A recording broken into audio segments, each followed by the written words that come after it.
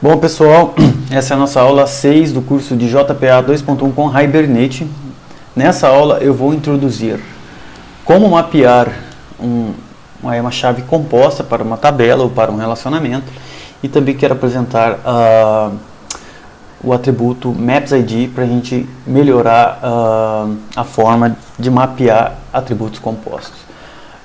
Também vou evoluir aqui o nosso modelo para que a gente tenha um modelo de dados mais completo.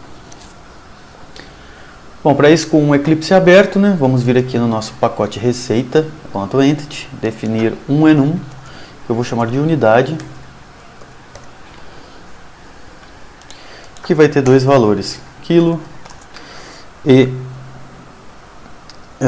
litro. Esses valores vão ter uma sigla que vai ser utilizada aqui, que vai ser KG, e aqui também L. Para isso eu vou definir um atributo aqui no enum, que eu vou chamar de value mesmo, e vou definir um getter para ele, certo? Também vou criar um construtor aqui, o qual vai receber esse atributo value, e vai atribuir aqui ao nosso atributo do enum como de praxe. Certo? Esse é o nosso enum de unidade. Então vamos prosseguir criando uma nova entidade aqui, para isso new class, né? A qual vou chamar de ingrediente, e que também vai ser uma entidade, vai ter uma table, cujo nome vai ser ingredientes no plural, como já vínhamos fazendo. Importar tudo aqui. Vamos anotar com o data do Lombok, no args constructor, para gerar um construtor padrão sem argumentos, e um all args constructor, que é justamente para gerar um construtor com todos os argumentos. Esse porque a especificação requer que a sua entidade tenha, né, um construtor público sem argumentos, e esse aqui para gerar uma lista, um construtor com uma lista dos nossos atributos aqui. A gente pode copiar da receita aqui o ID, que vai ser gerado exatamente da mesma forma. Vamos criar um atributo, o qual vamos chamar de nome, um atributo que vai ser a unidade, e um atributo que vai ser Big Decimal, e eu vou chamar de preço unidade, que vai ser o preço da unidade. Esse cara aqui, como ele tem um nome composto, a gente anota como column, né? Name, e coloca lá do jeito que a gente vinha fazendo, preço unidade. Certo? Vou definir um método estático de criação aqui. Público static ingrediente. Vou chamar de criar, o qual vai receber o nome, né? Um string nome. Também uma unidade, que é o nosso enum, e um preço que eu vou receber aqui como string. E aqui simplesmente eu retorno um new ingrediente, né? Passando o ID como null, para ele ser gerado automaticamente, o nome, a unidade, e um new big decimal, que vai receber aqui como parâmetro o preço. Tem que dar um new aqui, né? Para criar um novo objeto. Certo? Nossa classe entidade ingredientes está criada. Prosseguindo, vamos criar uma nova classe também, a qual eu vou chamar de ingrediente receita, que vai justamente fazer o mapeamento entre os nossos ingredientes e as nossas receitas. Vou anotar como entity, também vou anotar com table, cujo nome vai ser ingredientes por receitas. Importar tudo aqui. Não importou o table, agora sim. E essa nossa entidade vai ter justamente uma referência para o nosso ingrediente, uma referência para a nossa receita, a qual vamos mapear aqui como many to one, né, porque vai ser um relacionamento desse tipo, né? Uma receita vai ter muitos desses caras aqui. e uma coluna de junção para eles, cujo nome vai ser FK ingrediente. E aqui a gente pode copiar aqui, ó, colar aqui, e aqui eu posso chamar de FK receita. Tá. Agora eu vou especificar um novo atributo aqui, vai ser do tipo float, que eu vou chamar de quantidade, que vai justamente determinar a quantidade desse ingrediente que a gente vai utilizar na nossa receita aqui. Vocês viram que faltou o ID, né? Então, dessa vez não vamos mapear o ID auto-incrementável como a gente fez anteriormente. Dessa vez eu vou criar uma classe aninhada estática aqui. Isso não é uma classe interna, viu? É uma classe aninhada estática, que eu vou chamar de ID, tipo class, né? Obviamente. Vou me antecipar aqui, implementar o serializable. Implement serializable, justamente porque essa classe vai ser do tipo embeddable e vai representar um ID. Para nossa classe aqui, ó, pode ver que ele já até está pedindo para a gente gerar o serial version e o ID aqui. Vou tirar essas anotações aqui, né? E podemos então definir primeiro um integer ingrediente ID e também um integer receita ID, certo? Muito bem.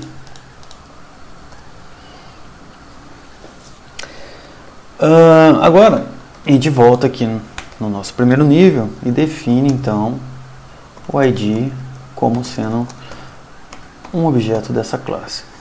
Só que para que isso seja realmente considerado um ID, a gente vai anotar isso como embeddable ID. E agora sim, temos a nossa classe mapeada com uma chave composta. Só que eu quero também que ao salvar, eu não quero ter que criar um ID manualmente para toda vez que eu tiver que criar uma classe, né? Eu quero mapear aqui o ID desse ingrediente venha para cá e o ID dessa receita venha para cá. Para fazer isso, a gente usa o maps ID e passa aqui, né? Então o nome do atributo que a gente vai mapear, nesse caso ingrediente ID, e nesse caso aqui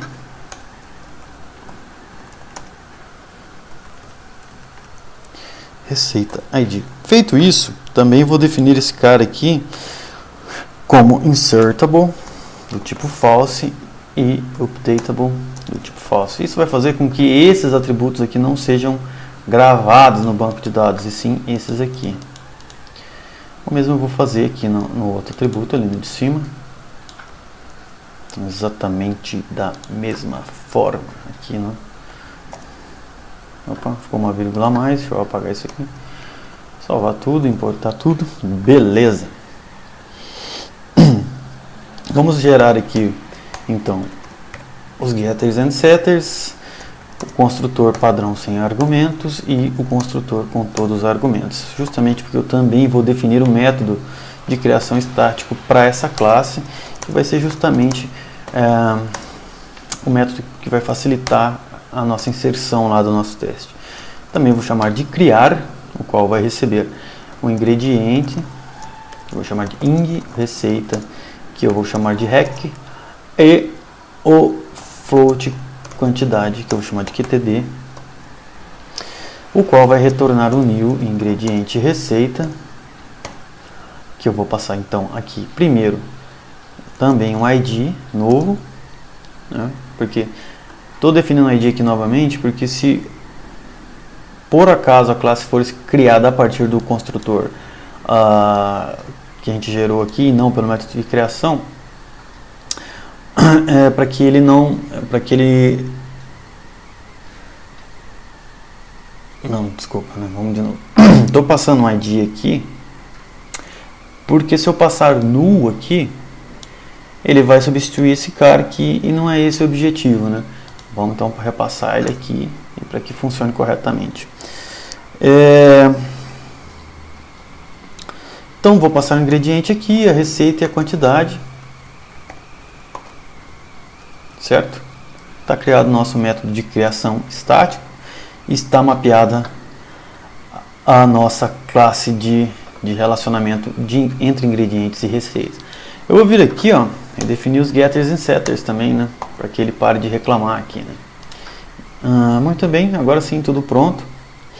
Podemos então na nossa classe de receita e criar um relacionamento aqui para ela, que vai ser justamente uma lista de ingredientes receitas. O Eclipse não quer completar aqui.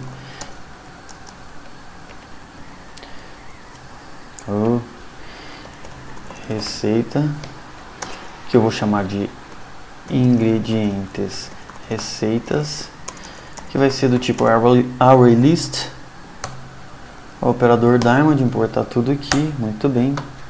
Agora sim, vou mapear esse relacionamento do tipo one to many, justamente a contrapartida do outro lado lá. Vou dizer aqui que ele está mapeado pelo receita lá da outra classe, né? Obrigado, vizinho. Corta isso. Vou definir aqui também que o cascade type vai ser all. E o fetch type a gente pode deixar o padrão, que vai ser justamente o lazy. Então, criamos o nosso relacionamento aqui. A exemplo do que a gente fez anteriormente aqui, vou criar um método aqui, void add. Só que dessa vez, em vez de eu receber um objeto já do tipo da coleção, eu vou receber somente o ingrediente, que eu vou chamar de ing, e o float, a quantidade. Aqui. E aqui dentro sim eu vou criar então um ingrediente receita, ing hack, igual a new. Na verdade eu posso usar lá o nosso construtor estático, né? Criar. Vou ing hack quantidade aqui certinho. Só que nesse caso aqui a receita vai ser essa mesma, a própria receita aqui, e aqui a quantidade.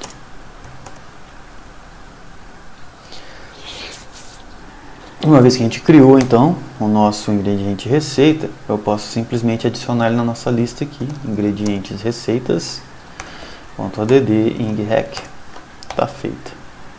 Opa, salvar tudo aqui. Beleza, com nossos mapeamentos prontos, podemos voltar no nosso teste. Eu vou criar um método aqui, ó, privado, que vai retornar uma lista de ingredientes, criar ingredientes. Vou passar o Entity Manager como parâmetro aqui, porque eu quero utilizar o mesmo lá do meu método de teste. E aqui eu vou criar uma lista de ingrediente, que eu vou chamar de ings, que vai ser um array list.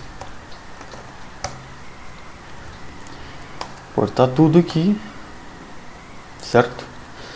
Vou retornar justamente esse array list para parar de usar o erro ali.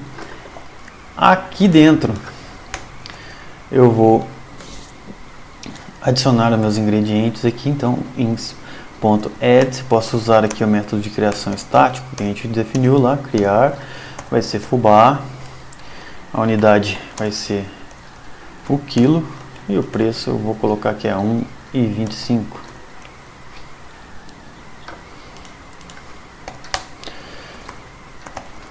Vou criar outro ingrediente aqui, vai ser leite. A unidade vai ser, dessa vez, litro. E o preço vai ser 1,19. Também vou adicionar um outro ingrediente aqui, que eu vou chamar de açúcar. A unidade também vai ser quilo. E eu vou colocar aqui 0,89, que vai ser o preço desse ingrediente. Tá.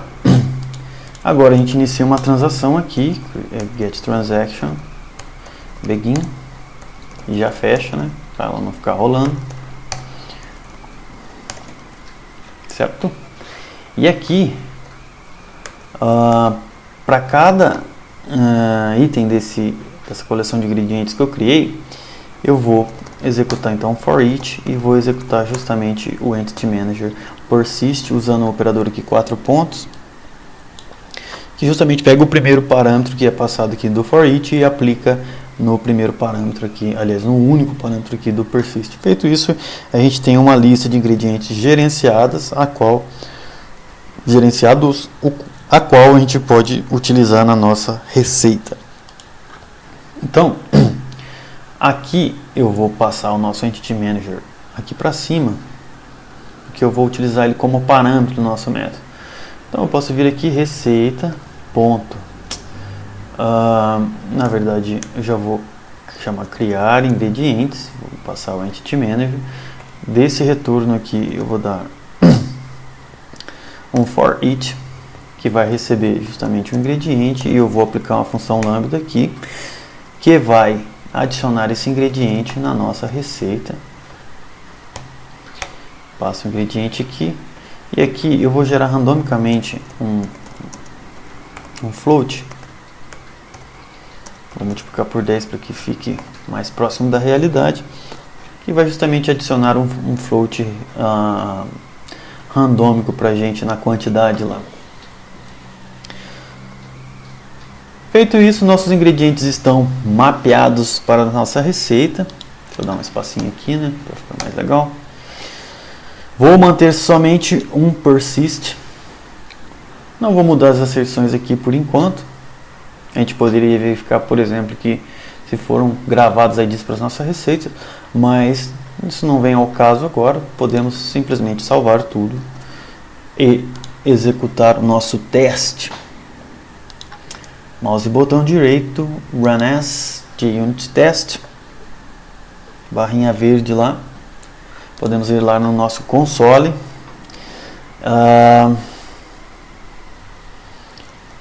Vou dar um show tables aqui. Então tá lá. Vou dar um desk, ingredientes por receita. Um autocompleto aqui.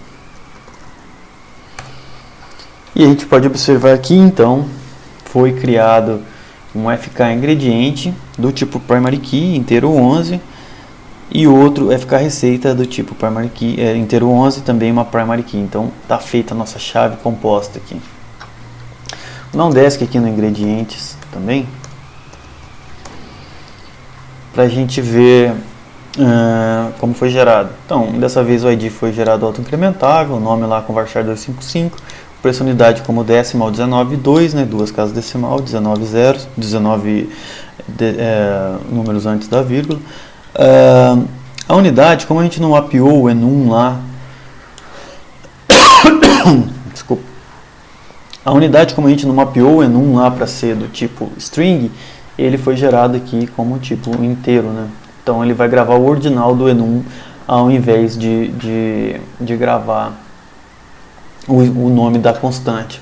Se a gente der um select lá no nosso na nossa tabela ingredientes, asterisco from ingredientes, vamos observar que foram gravados lá os nossos ingredientes. Também o enum ficou lá do tipo, como a gente tinha visto, 0 e 1, né, que no caso o 0 é o quilo, 1 é o litro, tá certinho aqui. Vou dar um select no ingrediente,